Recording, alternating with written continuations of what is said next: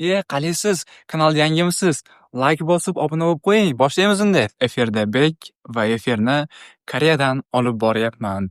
Demak, bugungi birinchi videoyim YouTube'ga qo'yiladigan video va men hech qanaqa ssenariysiz va tayyorgarliksiz video olishga qaror qildim. Demak, bugun men o'zimni qarashimdan kelib chiqib, Koreya haqida va o'zim ko'rgan tajribalarim haqida sizga gapirib berishga harakat qilaman. Demak, Koreyaga kelganimga 7 oy bo'ldi. Naqd 7 oydan beri men Koreyada yashab kelyapman. Har xil qiyinchiliklarni ko'rdim shu vaqt ichida, har xil yaxshi ishlar, har xil yomon ishlar ham bo'ldi. Demak, bugun o'shalarni biroz sizlar bilan bo'lishishga harakat qilaman. Birinchi mavzu Koreyada ish topish.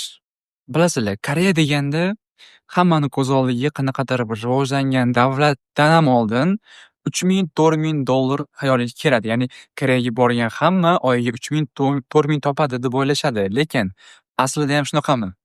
Aslida bunaqa emas. Ko'p hollarda shoshmang. Negativ olishdan oldin shoshmang. Ko'p hollarda deyapman. Demak, bu hamma degani emas. Demak, asosan studentlar, ya'ni bizga o'xshagan talabalar keladigan bo'lsak, bularga rosa ham qiyin. Nimaga? Chunki bular ham o'qishadi, ham ishlashadi. Bularga kontrakt keladi, kontrakt to'lash kerak. Ayniqsa menga o'xshaganlarda bo'lsa, sohasi qimmat. Ya'ni 6 oyiga $4000 atrofida kontrakt to'lash kerak bo'ladi. Hazilakam summa emas. Demak, Koreyada qanaqa ishlarda ishlash mumkin? Koreyaga yangi kelganlar keladigan bo'lsak, Koreyada TKP degan ish bor. Bu ishda asosan mashinaga har xil pochtalarni yuklashlar kerak bo'ladi. Pochtaning og'irligi 5-10 grammdan boshlanib, 5-10 kilogacha, balki undan ham oshiqroq ham bo'lishi mumkin. Bu beli tamom qiladigan ishlardan bittasi. Soatiga ishiga qaraganda kamroq berishadi. Lekin bundan boshqa ishlar ham bor, ishlasa bo'ladi. Hozir men ishlashim keladigan bo'lsak, men 7-Eleven nomi ostidagi, brend ostidagi magazinda kassir bo'lib ishlayman. Ishim shanba, yakshanba kunlari soat 23:00 dan ertalab soat 6 gacha 7 soat davom etadi. Ishim oson, ya'ni o'tirgan holatda, mana shunaqa tashqarida ham o'tirish mumkin, ichkarida ham o'tirish mumkin. Odam kelgan paytda, ya'ni xaridor kelgan paytda kirib, chiq etib urib bersam, ya'ni hisoblab bersam bo'ldi. Va lekin tunda ishlaganligim uchun odatda odam juda kam. Har soatda bitta keladi, kelsa ham o'shanda. Demak, bu ishda oyiga $400 topaman xolos. Bu juda ham kam Koreya uchun. Demak, chunki kvartirani xarajati shundoq ham $150, sim kartam $30, yeb-ichishim $100 dan oshadi. Demak, bu menga yetmaydi. O'shaning uchun menga boshqa ish kerak bo'ladi. Hozirda yana bitta boshqa ish qidirib turibman va buni kecha topdim. Bugun intervyudan o'tganligim haqida menga xabar berishdi. Tabriklasanglar bo'ladi, kommentariyda albatta. Yangi ishim keladigan bo'lsa, yangi ishim ham shanba, yakshanba kunlari. Unda men faqat oshxonada ishlayman. Oshxonada qanaqa ish bo'lishini hali o'zim ham bilmayman, chunki yo'lda idish tovoq yuvish bo'lishi mumkin yoki sabzavotlarni to'g'rash, boshqa ishlar ham bo'lishi mumkin, lekin oshpazlik emas, bilasizlar. Chunki oshpazlikdan xabarim yo'q. Biroz bilaman. Demak, prosta kecha intervyu bo'ldi va intervyudan topshirayotgan paytimda mendan so'rashdi, chap qo'ldan foydalanasanmi yoki o'ng qo'ldan deyishdi. Demak, bildimki, pichoq ishlatayotgan paytimda so'rashdi, qaysi qo'ldan foydalanishimni. Demak, men o'ng qo'ldan javob berdim. Yaxshi deyishdi. Asosiy ishim pichoq bilan bog'liq bo'ladi. Chunki ishlayotgan joyim ham kimbap, ya'ni sushi bilasizlar. Kimbap xona, kimbap tayyorlaydigan chip deyishadi koreyslar. O'sha kimbap tayyorlaydigan asosiy bir mashhur bir joy ekan. U yoqda kimbaplarni kesishim mumkin bo'ladi ishda yoki boshqa ishlar, har xil ishlar bo'lishi mumkin. U yoqda lekin hozir ishlab turgan joyimga qaraganda yaxshiroq to'lashadi. Chunki u yoqda men full time ishlayman, ya'ni ertalab soat 9 dan kechqurun 9 gacha. Bu juda ham zo'r degani, chunki bunaqa ish topish o'zi bo'lmaydi. Ayniqsa chet ellik student bo'lsanglar, sizlarda juda ham qiyin bo'ladi Koreyada bunaqa ishni topishinglar. Demak, bunaqa ishlarda oyiga qancha topsa bo'ladi? Agar haftada har kun ishlaydigan bo'lsanglar, normalniy 1,5-2 ming topsanglar bo'ladi, lekin menga o'xshab shanba, yakshanba ishlaydigan bo'lsanglar, 500-600 uzoq shunaqa topasizlar. Bundan ko'p topish rosa ham qiyin. Demak, bu ishimni zo'rg'a 7 oy deganda endi ish topib moslashyapman xolos.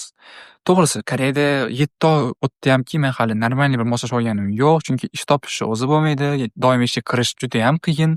Ayniqsa, любой bitta ish topasizlar, ilovalardan telefon qilasizlar, shunaqa chet ellik talabaman desanglar, chet ellik shu gap o'zini eshitgandan keyin yo'q, chet ellik olmaymiz deyishadi va ko'nglingiz shunaqa sovib ketadi.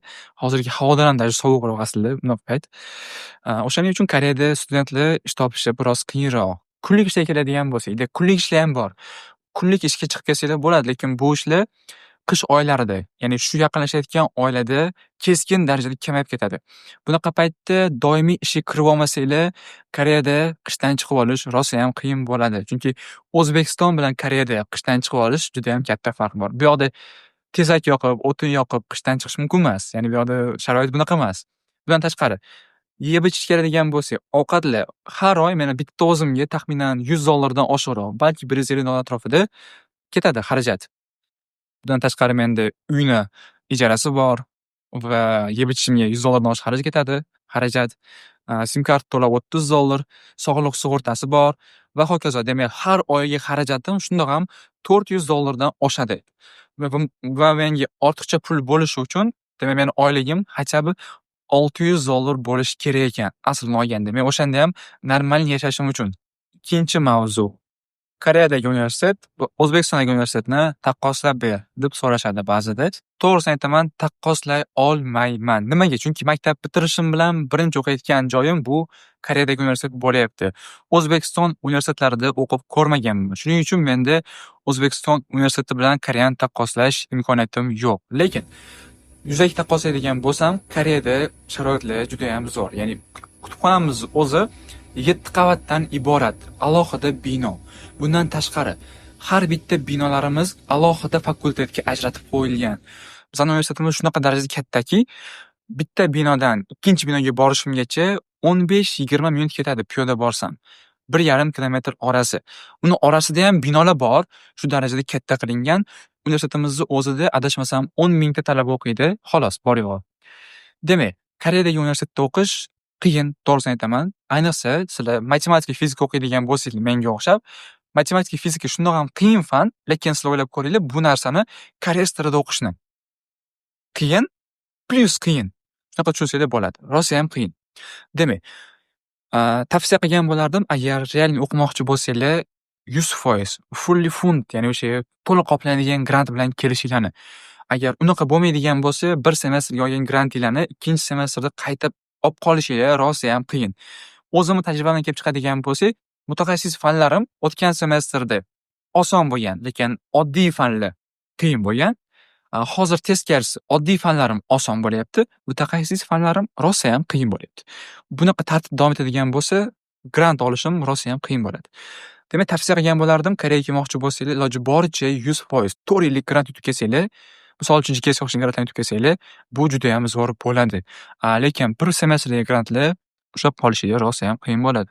Bugunga shunchasi yetarli va blogimni yuritishimdan asosiy maqsad bu hozirda Koreyada bo'lmagan insonlar, yaqinlarim uchun Koreyadagi chiroyli manzaralar, Koreyadagi hayot haqida tushuntirib berish, ko'rsatib berishni maqsad qilib qo'yganman oldimga va sizlar ham qanaqadir chiroyli manzaralarni ko'rmoqchi bo'lsanglar bugun hozir qorong'i bo'lganligi uchun ko'rsata olmayapman, lekin oldingi kelasi videolarimizda hali universitetim Koreyadagi chiroyli joylarni ko'rsatishni plan qilib qo'yganman. Obuna bo'lib qo'yinglar, like bosinglar va do'stlaringga tarqatib qo'yinglar.